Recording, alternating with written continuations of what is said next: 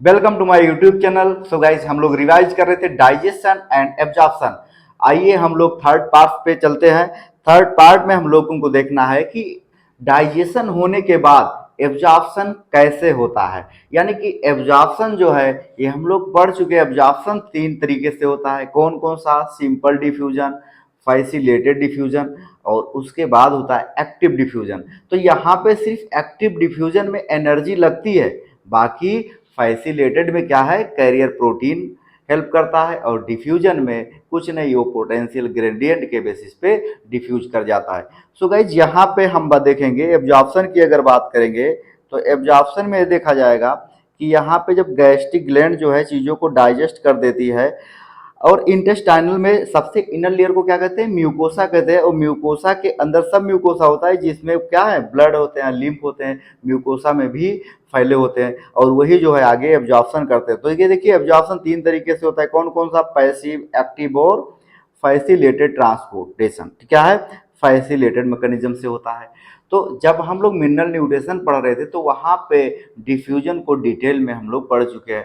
So guys, यहाँ पे देखेंगे, देखिए सबसे पहले कि जो स्मॉल अमाउंट होता है मोनोसेक्राइड का, जैसे ग्लूकोज, अमीनो एसिड और कुछ इलेक्ट्रोलाइट होते हैं, ये सभी सभी जैसे क्लोराइड आयन है, ये सभी सिंपल डिफ्यूजन से क्या हो जाते हैं, डिफ्यूज हो जाते हैं, हमारे ब्लड में चले जाते हैं। और अब बात करेंगे कि आगे चल के पैसेज में जो है कुछ चीज़ें होती है जो ये जो है ये कंसंट्रेशन ग्रेडियंट के बेसिस पे डिफ्यूज होते हैं। लेकिन आगे अगर चलें तो जैसे सम ग्लूकोज होते हैं, अमीनो एसिड होते हैं, ये सब एब्जॉर्ब होते हैं कैरियर प्रोटीन के हेल्प से। क्या है? एक प्रोटीन के हेल्प से एब्जॉर्ब होते हैं, जिसे हम फैसिलेटेड ट्रांसपोर्टेशन कहते हैं। क्या बोलोगे? फैसिलेटेड ट्रांसपोर्टेशन कहते हैं। आगे चलते हैं हम लोग। कह रहे हैं कि ये ट्रांसपोर्टेशन जो है वाटर, ये डिपेंड करता है ऑस्मोटिक ग्रेडियंट पे। इसके बाद एक्टिव ट्रांसपोर्टेशन की अगर बात करें तो ये कंसंट्रेशन ग्रेडियंट के अगेंस्ट काम करता है। यहाँ पे एनर्जी की ज़रूरत होती है, यानी कि एनर्जी रिक्वायर्ड होता है, बिना एनर्जी के एक्टिव डिफ्यूजन नहीं हो सकता। तो एक्टिव डिफ्यूजन किन किन चीज़ों का होता है? तो यहाँ पे आप देख सकते हो एक्टिव डिफ्यूजन होता है अमीनो एसिड, क्या है, मोनोसेक्राइड और ग्लूकोज, और क्या है, इलेक्ट्रोलाइट जैसे कि सोडियम। इन सब का एब्जॉर्प्शन होता है ब्लड में किस प्रोसेस से? एक्टिव प्रोसेस से। यहाँ पे एनर्जी लगता है। आइए आगे चलते हैं। जैसे कह रहा है फैटी एसिड और ग्लिसरॉल, ये क्या है, ये इनसॉल्युबल हैं, इनका डिफ्यूजन कैसे होगा?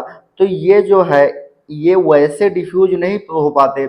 इनके लिए जो है ब्लड क्या कहते हैं, म्यूकोसा में बिलाई के अंदर क्या होते हैं, लैंडिकिल सेल पाई जाती हैं, लैंडिकिल पाई जाती हैं, लिम्फ वेसल्स पाई जाती हैं, उसमें ये डायरेक्टली क्या हो जाते हैं, डिफ्यूज हो जाते हैं कुछ इस तरीके से। आइए आगे देखते हैं। यहाँ पे हम लोग देखेंगे कि जो है इसका डिफ्यूजन कैसे होता है भाई। तो देखिए ये फर्स्ट क्या है, ये स्मॉल ड्रॉपलेट्स के रूप में टूट जाते हैं, जिसे हम क्या बोलते हैं, माइसेल्स बोलते हैं। और ये मूव कर जाते हैं इंटरनल म्यूकोसा के अंदर, और म्यूकोसा उसमें जो है ये क्या कर जाते हैं भाई, ये जो फैट के ग्लोब्यूल्स हैं इनके ऊपर एक कोटिंग चढ़ जाती है प्रोटीन की, इसे क्या बोलते हैं, काइलो माइक्रॉन बोलते हैं।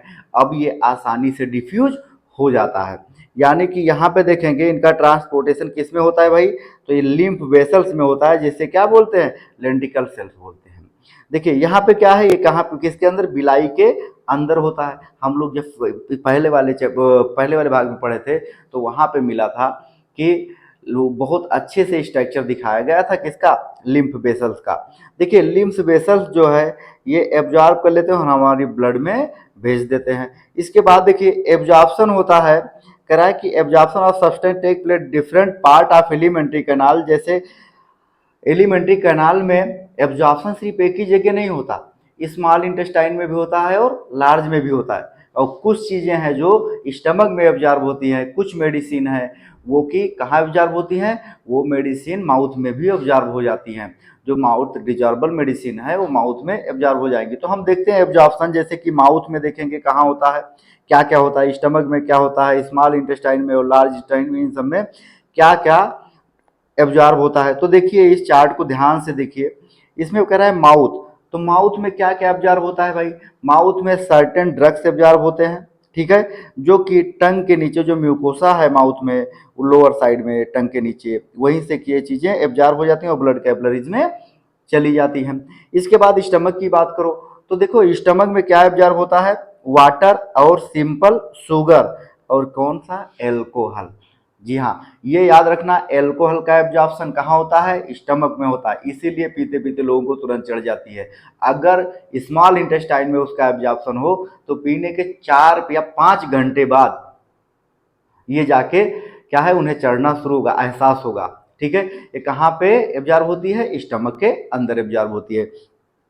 अब बात करेंगे स्मॉल इंटेस्टाइन की, तो देखिए यहाँ स्मॉल इंटेस्टाइन में क्या होता है, डाइजेशन जो होता था डिओडिनम में होता था, और जो एब्जॉर्प्शन है ये क्या है, ये होता है जेजुनम और इलियम में। यहाँ पे सभी प्रकार के न्यूट्रिशन का क्या होता है, कंप्लीटली ये सभी प्रकार के एब्जॉर्ब हो जाते हैं, glucose, fructose, फैटिक acid, glycerol, amino acid, ये सभी म्यूकोसा के थ्रू एब्जॉर्ब हो जाते हैं और ब्लड वेसल्स में चले जाते हैं। ठीक है, जैसे फैट है तो लिम्फ के थ्रू एब्जॉर्ब हो गया।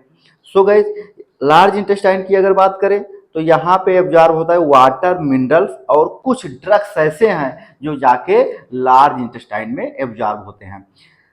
आइए आगे चलते हैं हम लोग।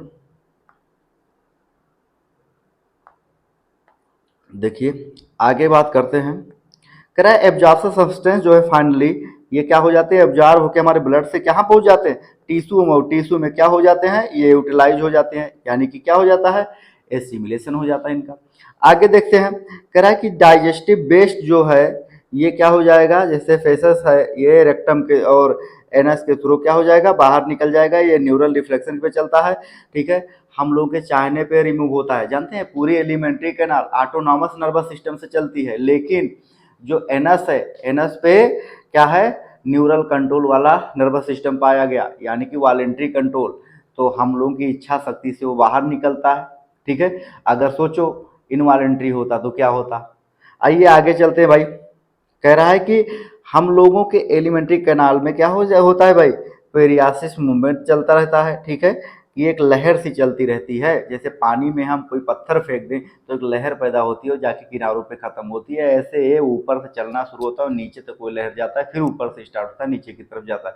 तो इस तरीके से फूड आगे बढ़ता रहता है और वो केस भी होता रहता है। अब बात करें डिसऑर्डर की, तो देखिए डाइजेस्टिव सिस्टम में डिसऑर्डर कितने कितने हैं भाई, तो यहाँ पे कई सारे डिसऑर्डर हैं। एक तो डिसऑर्डर हो जाता है किसकी वजह से, बहुत सारे वर्म है जो हमारे इंटेस्टाइन में पाए जाते हैं और हमें डिफरेंट टाइप के डिजीज काज करते हैं हम लोगों पे, यानी कि टैप वर्म हो गया, round worm, thread worm, hook worm, pin worm, ये सभी के सभी डिजीज काज करते हैं। आगे देखिए, सबसे पहले डिजीज आता है जिसका नाम है जॉइंडिस। जॉइंडिस मतलब पीलिया। यहाँ पे क्या होता है, लीवर अफेक्टेड हो जाता है, लीवर अफेक्टेड हो जाता है और स्किन में क्या हो जाए, स्किन और आईज येलो हो जाती हैं। ठीक है, क्योंकि यहाँ पे डिपोजिशन हो जाता है बाइल पिगमेंट का। तो आपसे जॉइंडिस अगर पूछा जाए तो बोलोगे आईज और स्किन येलो हो जाएंगी, क्यों, क्योंकि लीवर में जो बाइल जूस बनता था उसका डिपोजिशन हो जाता है हमारी क्या कहते हैं, टिश्यूज में। तो आगे चलते हैं भाई, वोमिटिंग की बात करें अगर, तो यहाँ पे जो वोमिटिंग है ना, वोमिटिंग अगर बात करोगे तो स्टमक से क्या है, चीजें बाहर आ जाए माउथ के थ्रू, इसी को तो वोमिटिंग कहते हैं। वोमिटिंग वोमिटिंग को कंट्रोल करता है, वोमिटिंग सेंटर होता है मेडुला। ठीक है, मेडुला कंट्रोल करता है। अब बात करेंगे डायरिया की, तो डायरिया क्या है भाई, जब हमारे एलिमेंट्री कैनाल में जो मूवमेंट चल रहा था वो एबनॉर्मल हो जाता है, यानी कि एबनॉर्मल फ्रीक्वेंसी हो जाती है बाउल मूवमेंट की, तो वहाँ इंक्रीज हो जाता है लिक्विडिटी, यानी कि एब्जॉर्प्शन डिक्रीज कर जाता है, जिससे रिड्यूज हो जाता है एब्जॉर्प्शन और लिक्विडिटी बाहर आती है। तो डायरिया के केस में लूज मोशन होता है। आगे बात करते हैं कॉन्स्टिपेशन की, तो देखिए कॉन्स्टिपेशन में क्या हो जाती है भाई, अकड़न ऐठन हो जाए, पेट में गड़ने लगे, यानी कि फूड कहीं जाके चिपक जाए, रुक जाए, आगे ना बढ़े। तो जैसे हम लोग खजुलाहट नहीं होती, बार बार हाथ वहीं पे जाता है, उसी हिसाब से जहाँ पे वो चिपक जाता है बार बार मूवमेंट वहीं से स्टार्ट रिफ्लेक्ट होता रहता है, तो वहाँ पे क्या हो जाएगा भाई, कॉन्स्टिपेशन वो काज करेगा। ये जहाँ कहाँ पे होता है, तो कॉन्स्टिपेशन देखिए अगर जो है फेसेस ये कोलन में क्या हो जाते हैं, चिपक जाते हैं कहीं से, तो इनरेगुलर मूवमेंट स्टार्ट हो जाता है और उसी को क्या बोलते हैं, कॉन्स्टिपेशन बोलते हैं। अब बोलेंगे इनडाइजेशन, तो देखिए इनडाइजेशन क्या है, फूड प्रॉपरली डाइजेस्ट ना हो उसे क्या बोलोगे, इंडाइजेशन बोलोगे। ठीक है, जैसे फीलिंग कभी कभी ऐसा नहीं लगता है भरा भरा सा मन हो, खाने की इच्छा ही नहीं नहीं हो रही हो, तो वो क्या हो जाता है, इंडाइजेशन के केस में होता है। इसमें या तो